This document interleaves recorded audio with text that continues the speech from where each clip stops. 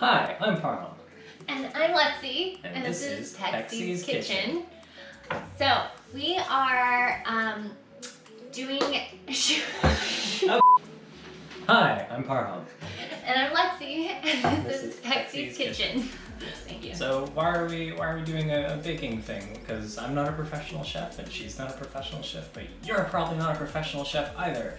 And it's fun for us, and we do cool stuff, and people tend to like the things that we do, and we kind of want to say, like, you know, you can do it too. This is totally achievable by, you know, normal, untrained people. I mean, obviously not gonna go on Food Network tomorrow, but, you know, we can have fun and make really pretty things that are really tasty, and so can you. And we're gonna kind of show you what we do when we're making them. Yeah, it's gonna be really fun. So what are we making? Yeah, what are we doing? What day is it? Oh, it's the day in the worst year ever. But since we're kind of trapped and can't go anywhere, and it's kind of ruining everyone's life's plans, and, you know, can't see family, can't do the things that you want to do, we don't want to let this beat us, and, you know, it's keeping everyone down, and we feel it too. We've been down in the doldrums a bit, and we want to show that, you know, we want to show the virus who's boss. So we're going to make it and then destroy it. Yeah, we've never made a spherical cake. Your arm is in the way. One sphere. What's the center of the cake going to be? Well, we are going to make a vegan, not intentionally, but we thought we'd give it a try. It's a cool looking recipe. A vegan chocolate cake with a vanilla buttercream on top of a Rice Krispie base. And we're going to make it look like COVID-19. Oh, and also, if you have any fun suggestions of things that you may want us to make, we love experimenting, so please give us an example or send us a note or something like that. You know, They call them comments now. Oh. Yeah, Oh. they're comments. Thank you for telling me that. Yes, I had no idea. They're usually bad, but so we hope you enjoy. So we're going to get started like we usually do by preheating that oven, and we're going to go make ourselves a little bit of a cup of coffee, and I'll describe to you later why we're doing that. Now we have to sift the dry ingredients together. I threw it in the stand mixer. It's just a little easier that way. You can use your muscles, use your hands, it's fine. You don't need fancy contraptions to stir dry stuff together. It's just easier that way, and it was there. So what we have here is vegetable oil with vanilla extract mixed into it. We have almond milk unsweetened with vinegar put in, so it's got this kind of gross looking buttermilk quality. And what's going to happen is the vinegar is going to react to the baking soda in the cake to help it rise. And then this is just coffee. The recipe called for espresso powder and water. Didn't have espresso powder going with coffee. Why coffee? Because coffee makes chocolate taste more chocolatey. So the next thing we're going to do is we're going to mix those wet ingredients into the dry while the stand mixer is running. We're doing it like a little bit at a time, adding the ingredients so that it doesn't get too, you know, it lets them incorporate while it's mixing and keeps it from splashing. We're not doing it at a super high speed, even though this is sped up. To make sure our cake doesn't stick to the bottom of our pan, we put some butter on the bottom of our pan, then we put a round piece of parchment paper, then we butter on top of the parchment paper and around the sides. So the mixture is completed, everything is nicely incorporated, and it's really smooth little mixture, and so that's been running for a good long while. And I wanted to say before we continue, that is really important to keep a clean kitchen. I know in general, when you are baking or cooking, whatever you're doing, always wash the dishes like almost immediately whenever you have a free chance to wash it, because, you know, it just makes everything move smoother. My mom always taught me that, so I want to give credit to my mom for that. So now we're filling our pre-greased cake pans. You don't want to fill it too high, usually like 2/3 of the way up, because if you fill it too high, then it's gonna come out all over the top when you're baking it. So we're finished filling them up. We're gonna go throw them in the oven, and while that's going, we're gonna go prepare our Rice Krispie treats, which are gonna be the base of our cake. So we got our rice,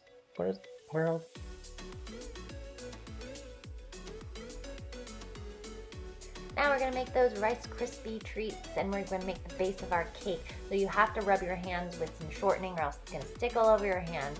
So first I'm going to grab these very pesky and stuck together Rice Krispie treats and push it into the mold. I'm using a bowl as a mold, and we're just going to keep pushing it in and molding it and pushing it, pressing it down so that it becomes solid and forms all the way up the sides of the bowl so we get that perfect half dome. Alright, so the cakes are done. I'm of course going to check it with a toothpick. When you stick it in the center, if it comes out dry, it's all done. So after that's ready, we're going to go take them out and let them sit to cool on the counter. Okay, so we had the cakes in the freezer. Oh, hi. We had the cakes in the freezer for about 30 minutes. It could go longer. So they're a little bit more firm now, and the reason for that is because we need to make them kind of perfectly symmetrical, which means that we need to cut the top part off. So what I'm gonna do is actually I'm gonna turn this, because we have these little contraption here, which is not that sharp, it's just a little wire like flossing. And we have it set to 7 because that's basically we measured the height of our cake. And we are going to go right through it. And what you do is you put your hand on the top and make sure the little feet are on the bottom of the cutting board. Make sure they're flush with the cutting board, and you just saw right through. You have to watch for things like this that come off. Sometimes if it's not frozen enough, it'll happen. And I like to keep my hand on the side here. That kind of prevents it from breaking too much. All the way, it's not gonna cut me. Okay, so then we are going to make this into actually 2 layers. So we could make it just a 2-layer cake. We have another one of these, but instead we're gonna make it a 4-layer cake. So what we're gonna do is we're gonna cut this one in half. So we've cut the cakes, and what I've learned from watching is that you first have to taste the cake and make sure that it's good. That wasn't enough, so I have to make sure. It's so good. So from what I've seen from some of the cake people, they use like simple syrup, which is basically equal parts sugar and water. You boil the water on the stove with the sugar, and you just keep stirring it around on like lowish heat until it kind of the sugar dissolves and everything. And you can use this for, you know, drinks and stuff like that. So if you do this step, it actually keeps it more moist and it doesn't allow it to dry out. And it's when you stick it in the fridge, because there's multiple steps you have to keep cooling. And you don't really need the fancy contraption thing. Like, I bought this because I'm bougie silly, but you know, you just need any kind of like just a regular squeeze bottle, like a ketchup one, you know, the ones that they sell that are like little plastic. You can get them on Amazon once Amazon starts delivering things, and you can just pour it from a bowl or spoon it in. It doesn't really matter. But now the cake is nice and shiny and beautiful, and we're gonna use that time while it's setting to go decorate it and make some buttercream. What we're gonna do now is we're gonna make, stove is too high, a Swiss meringue buttercream. There's different buttercreams. There's American buttercream, which is the one you kind of taste on like a Rouse cake, which is super amazing. It's usually like butter, shortening, and powdered sugar, and it's just really, really tasty, and it kind of tends to be a thick buttercream. There's also Italian meringue buttercream, which I've never made before, and then this one is Swiss meringue buttercream, which I've made once and it was terrible, so I'm really hoping that this time is going to work out. So the way it works is first we're going to separate 4 egg whites, and we're going to add it to a half a cup of sugar, and then we'll get to the next step after that. When I'm separating egg whites, because I tend to be really clumsy with my eggshells, I always do it in a separate little bowl, so that when I crack it, I put it in the bowl, I do my separate.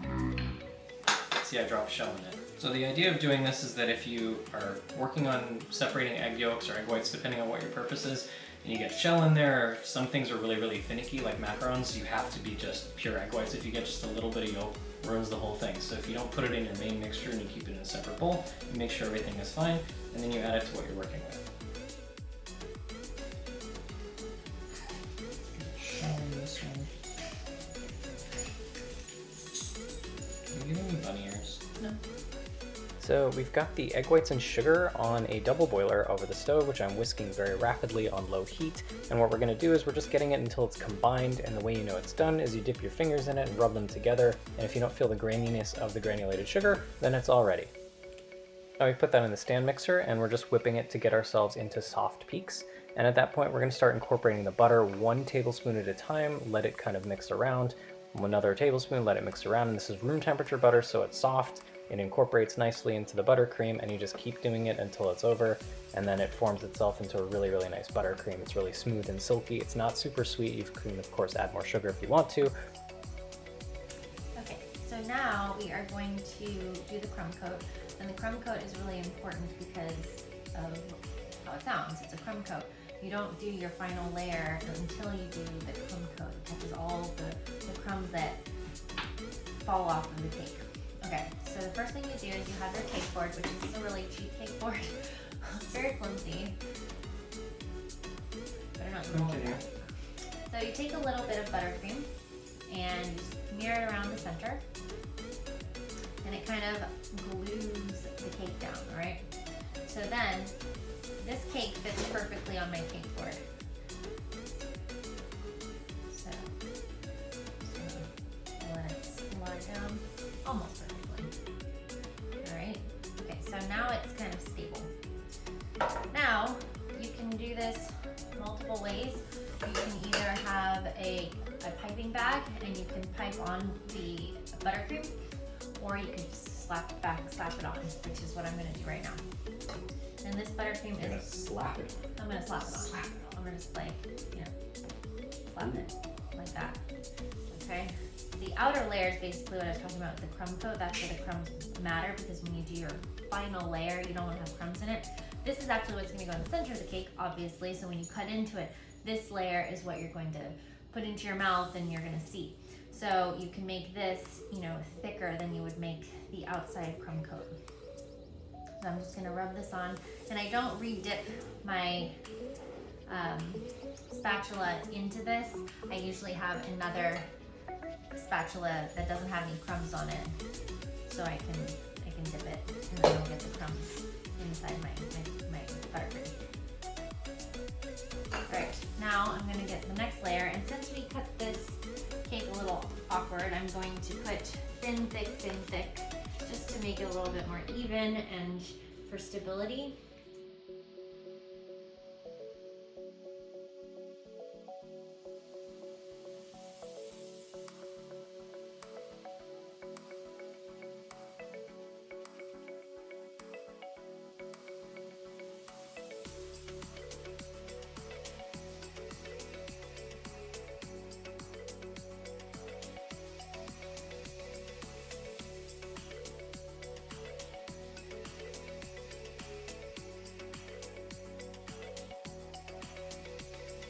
So at this point, we would normally crumb coat the outside, which I was kind of already doing. I was just using the extra from the inside. But we're gonna carve it, so we wanna crumb coat it after that because we would lose the point of the crumb coat. So we're gonna put it in the fridge, right? Or the freezer. Well, we don't have room in our freezer, we can try. We'll try the freezer. There's always room. We'll try the freezer. And then tomorrow, we are going to cut it, and then we will crumb coat it with the rest of this. So now it's 10:42. I'm gonna attempt to form this cake into a dome, a half dome, to fit on top of our Rice Krispies that we made yesterday. And I'm going to measure it. You might have to help me. Yes. I'm gonna measure We it. froze the cake, by the way, for like an hour or two just to make it much easier to cut, because otherwise you get a super crumbly cake. Yes, yeah, so definitely freezing is better. Measuring it with the dome because we want it to fit on top of the dome. And I feel like... Which means more cake scraps. It's always good to make That was my toe. knife safety. Almost my toe.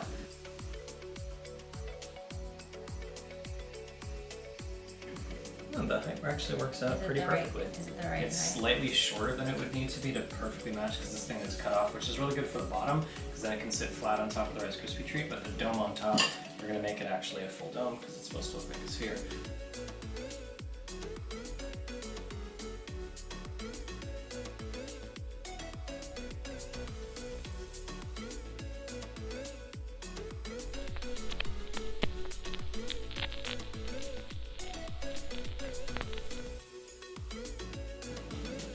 Okay, so I have lifted my cake off of my flabby, flimsy cake board, and we put a nice pretty cake board down that's pretty sturdy, and we put a dollop of buttercream on there so that our Rice Krispie treat or whatever cake or whatever thing you're putting on it will stick a little bit better. I'm going to put some buttercream on this. So this is our crumb coat that we will be doing, and I just want to get a nice thick layer.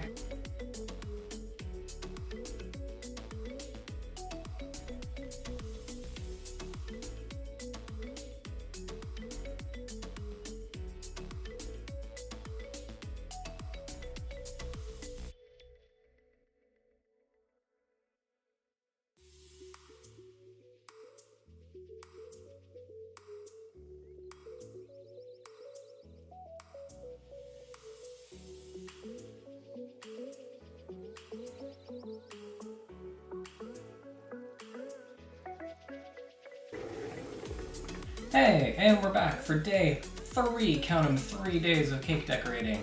So as you can see, we've gotten started on our little COVID-19 virus. So we used this picture of the, what do you call it? Microscopic? Electron microscopic. Scope.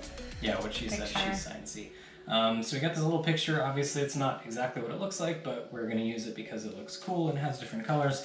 So we're doing kind of a grass tip on the piping using a little bit of gray fondant, gray buttercream. And this has been kind of a pain because getting the bottom side has been difficult, so we've had to like tilt the table a little bit. We jammed these little dowels into the sides of the Rice Krispies to hold it in place because we were a little worried it would slide. And we've run into like little issues where like the tip starts to get a little too warm, a little too clogged up, and then it leaves like a smush coming out of it instead of the hair. So we've been keeping the paper towel over here to periodically wipe it to keep the little... Forgot the big piping bags, so... Yeah, so we're using a smaller piping I bag. overfilled this. I love piping bags, and I have like these really, really giant ones, but I didn't bring them because I didn't think I would need them. So it kind of squirts out the top. But yeah, basically you just go around in like a very simple motion. I'll get like a little close-up of that using my other camera while this thing is running to sort of show the mechanics of what we're doing. And you basically start by getting close to the thing and then pulling away, and getting close and pulling away. And then you get like this really cool hairy effect. So, you know, COVID-19 has been quite a monster, and it kind of makes sense that it looks monstrous, and it's a workout. Good for your arms, good for your hands. You get the forearm strength. That's why, you know, they say never trust a skinny chef, but this is work. So, you know, we're finishing the decorations. This has been sitting in the fridge overnight, so the layer is much harder and solid, so it's not gonna like blend in with the white and the gray. And we're just gonna finish the decorating process and get to the rest of it, which is this little tiny extra goons and goblins. And So we have orange buttercream, red buttercream, and yellow buttercream that we're going to be using because, again, if you remember the picture, it has these little tiny thingies on there. What I was going to say. Proteins. So we're going to go do a little bit of those to provide some more context.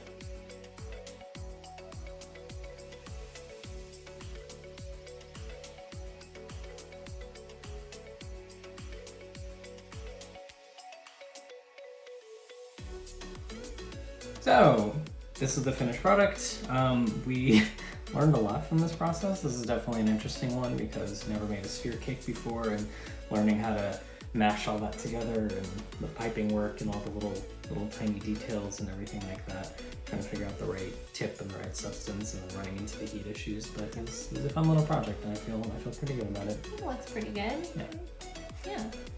I mean, for amateurs, right? Yeah, like you can do it like this, you can do it better, you know? Just, it takes time, it takes a certain amount of kitchen tools, but you know, you don't need a fancy turntable, you can stick it on a cutting board. I've done that and just rotate it on the cutting board. You don't need fancy cake boards, you don't need most of the things that you work with. Like, sort of built this stuff over time.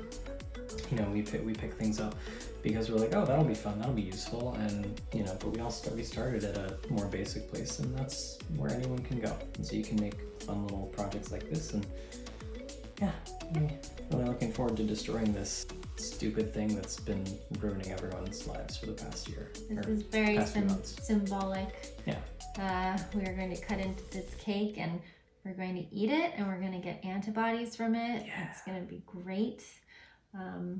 And so I'm looking forward to that. When you put on weight in college, it's called the freshman 15, but when you eat this one, it'll be called the COVID-19. It's gonna go viral. Oh, that gave me a stomachache. Yeah. Too soon. But anyway, we hope that you guys had some fun with this like we did, and we're gonna do more of these anyway because it's fun to do, and we're gonna try to exercise some demons with this project, and you know, feel a little bit better about where things are going. Yeah. So until next time, let's cut this sucker.